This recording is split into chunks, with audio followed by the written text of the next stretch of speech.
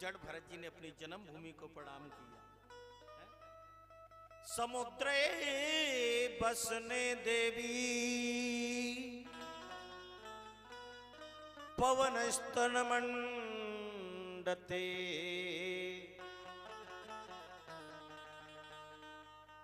आज महाराज पृथ्वी को प्रणाम किया और प्रणाम करने के बाद में अपने 9 भाइयों को प्रणाम किया। अवधूत वेश में जड़ भरत जी तुरंत ही जंगल की तरफ चलने लगे, लेकिन मन में एक ही विचार कर रहे हैं कि पैर के नीचे कोई जीव जंतु नहीं आ जाए। है? अगर कोई जीव जंतु पैर के नीचे आ गया और वो मर गया तो मुझे पाप लग जाएगा। अगर कोई जीव जंतु पैर के नीचे आता है तो 1 फुट ऊंची छलांग लगाते हैं।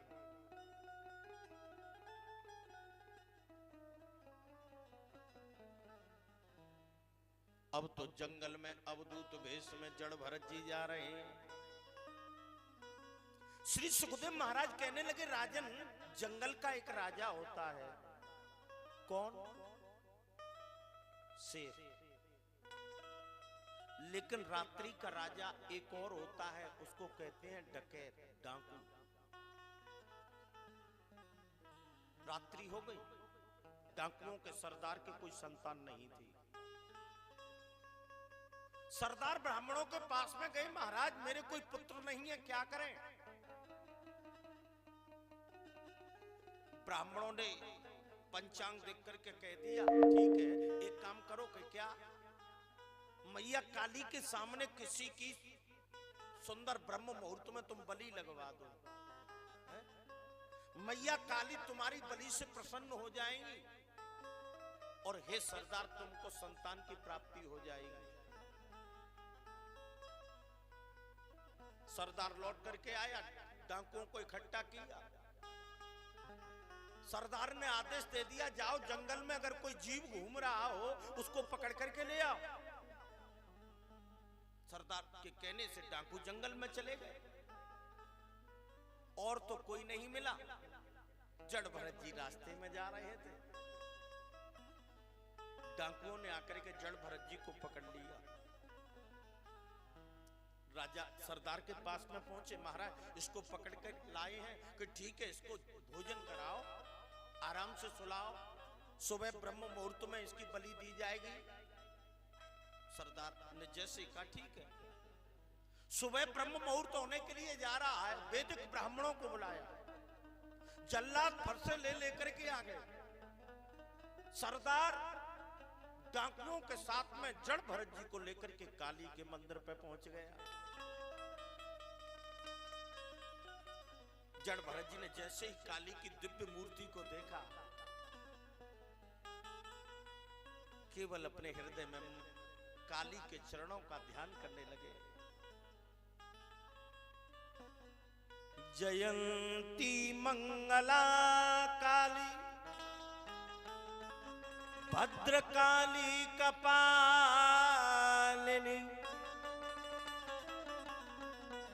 दुर्गा क्षमा सेवा धात्री स्वाहा स्वदा नमोस्तुते। मैया के चरणों का ध्यान जड़ भरत जी करने लगे, ब्राह्मण पूजन कराने लगे।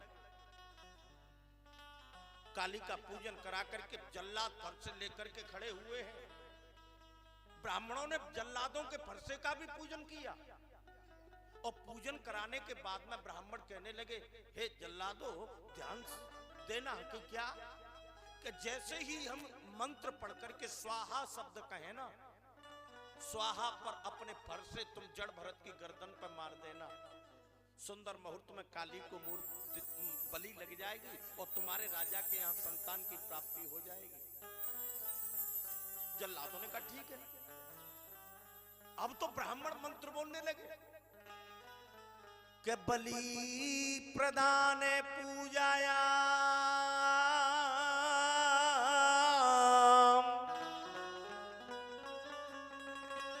मंगनी कार्य महोत्सवे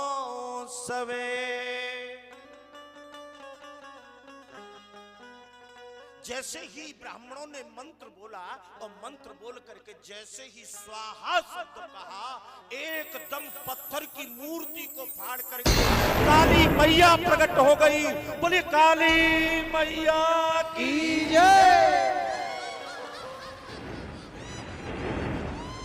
काली मैया ने तुरंत ही जल्लादों के हाथों से फरसे छुड़ा लिए और फरसे छुड़ा करके मैया ने और जल्लादों की गर्दन पर ही महाराज फरसों को मार दिया। सैनिक भाग गए, सरदार भाग गया, अब तो महाराज ब्राह्मण भाग गए। अब तो मैया का क्रोध बढ़ता हुआ जा रहा है। मैया की जीभ लप लप की आवाज कर रही है, लाल नेत्र हो रहे हैं, दांत अलग ध्वनि कर रहे हैं। आज मैया का क्रोध बढ़ता हुआ जा रहा है। अब तो सभी ब्राह्मण, सभी डाकू और सरदार सबके सब पूजा की थाली को छोड़ छोड़ करके भाग गए। लेकिन जड़ भरत जी हाथ जोड़ करके खड़े रहे। मैया काली ने देखा, जड़ भरत को अपनी छाती से लगा लिया। बेटा, इन दुष्टों ने तुमको बुरी बुरी यातना दी है। बेटा मुझे माफ कर दो, मुझे आने में देरी हो गई। धन्य है माँ की ममता के लिए, माँ की ममता। माँ की ममता के बारे में क्या बताऊं तुमको। तुम भूलना सब कुछ मगर माँ बाप को मत भूलना। कर्जा बहुत माँ बाप का सिर पे चढ़ा मत भूलना। आजकल के यंग मैन कहते हैं तुमने हमारे काहे का कर दो, मालूम ना कि मुखड़ा तुम्हारा देखने पूजे थे देवी देवता।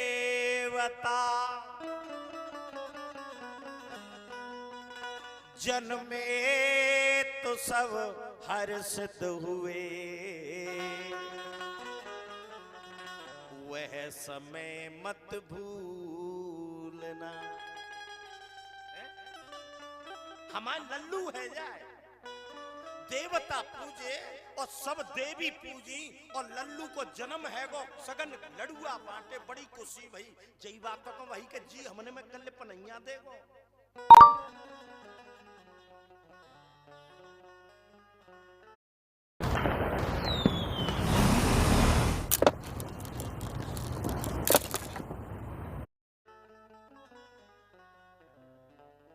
मुखड़ा तुम्हारा देखने पूजे थे देवी देवता।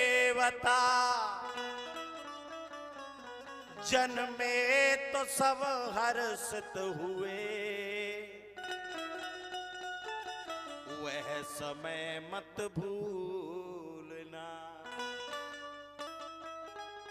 कर्जा बहुत माँ बाप का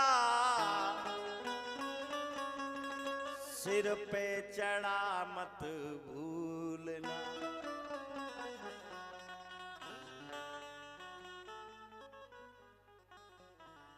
आज मैया काली अपने बेटे को छाती से लगा करके बार बार क्षमा याचना कर रही है।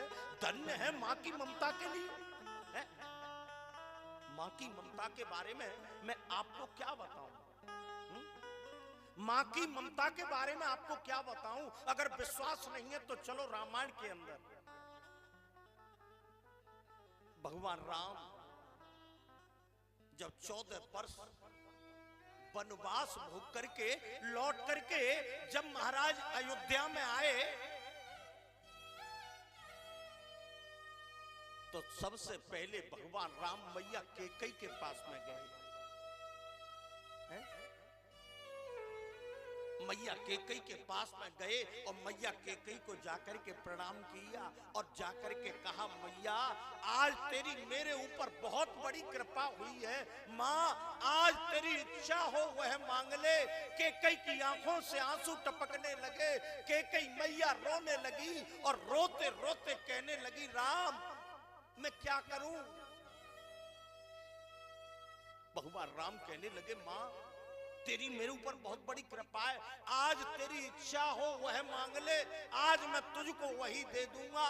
के कई रोते रोते कहने लगी, राम अगर तुम देना चाहते हो तो तुम्हें मालूम नहीं है कि जिस दिन से तुम बन के लिए गए हो उस दिन से मेरे बेटे भरत ने मुझको मां नहीं कहा है, मुझको मां नहीं कहा है।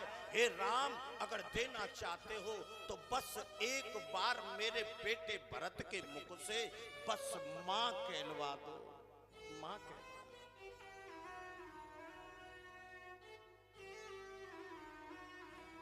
भगवान राम ने भैया भरत को बुलाया, भरत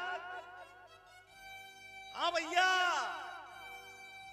इधर आओ। भरत जी दौड़ करके आ गए। भगवान राम कहने लगे, भरत का यहाँ आज मैं तुमसे कुछ मांगना चाहता हूँ।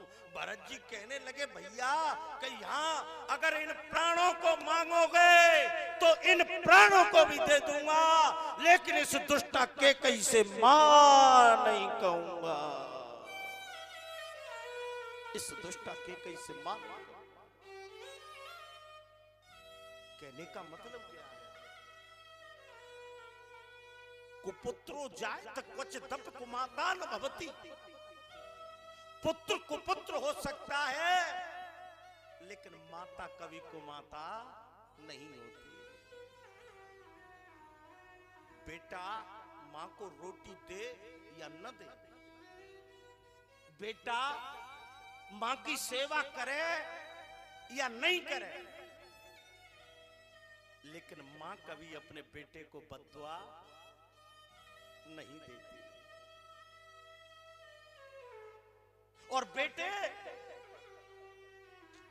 बर्तन मांज करके चार चार बेटों के पेट को भरती है एक मां,